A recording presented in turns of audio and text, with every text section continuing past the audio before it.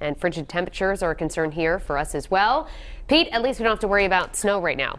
Yeah, that's right, Shannon. Fortunately, focusing on one thing at a time, which makes it a little easier here in the Pinpoint Weather Center. Let's talk about that cold. Obviously, very brutally cold tomorrow. You want to cover every square inch of skin with those wind chills going easily into the negative numbers. Now, as far as history goes, we can kind of give you some context. Is this the coldest of the season? No doubt about that. The last time temperatures got below 11 degrees was February 10th last winter, and we should get below that mark for tonight. Now, how about, will this be the coldest weather in recent history? Well, maybe. It's going to be tough because, remember, 2 years ago on a very cold Valentine's Day, we got down to -9.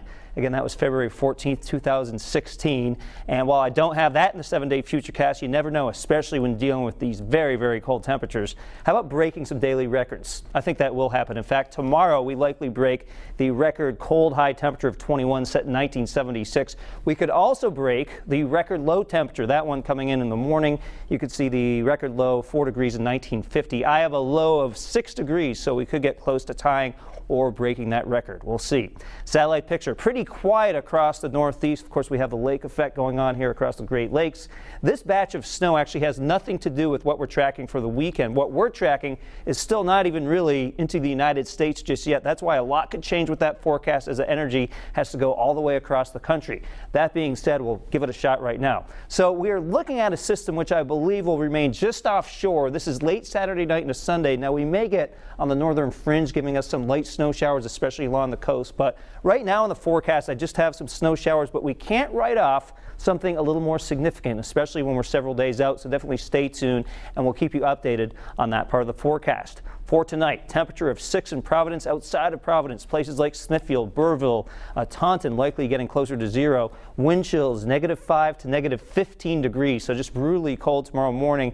Maybe if you wait for a bus for work, you just want the hat gloves.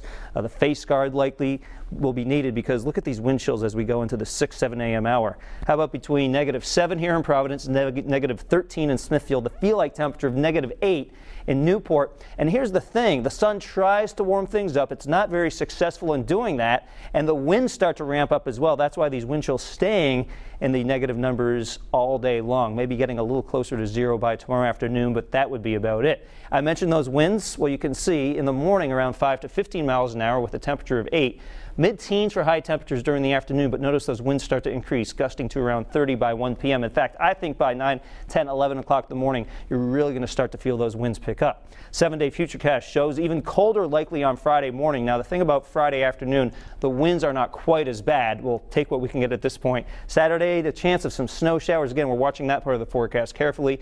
And then on Sunday, for the Patriots game, right now I don't have snow in the forecast. I do have cold, though, especially if that storm just misses us. That could actually create some wind on the backside of that storm. So cold and windy, could see those wind chills closer to 0 degrees. Fortunately, the Pats do play well in cold weather, right? And for the rest of the 7-day Futurecast, you can see, how about New Year's morning? On Monday, 2 degrees, so that means New Year's Eve could be quite cold and windy, so people definitely need to stay safe and bundle up if you're headed out and about for New Year's Eve. And then those temperatures getting a little better by the middle of next week. You can always get an update by downloading the Pinpoint Weather app. And Shannon, we were already noticing it's already cold out there right now, and it's only going to get worse, so that gives you some perspective. Just prepare yourselves. Absolutely. Mentally, physically. Mentally, physically, the whole 9 yards. All right, Pete, thanks. Yep. Coming up on Eyewitness News at 10, a beach is closed off to swimmers after a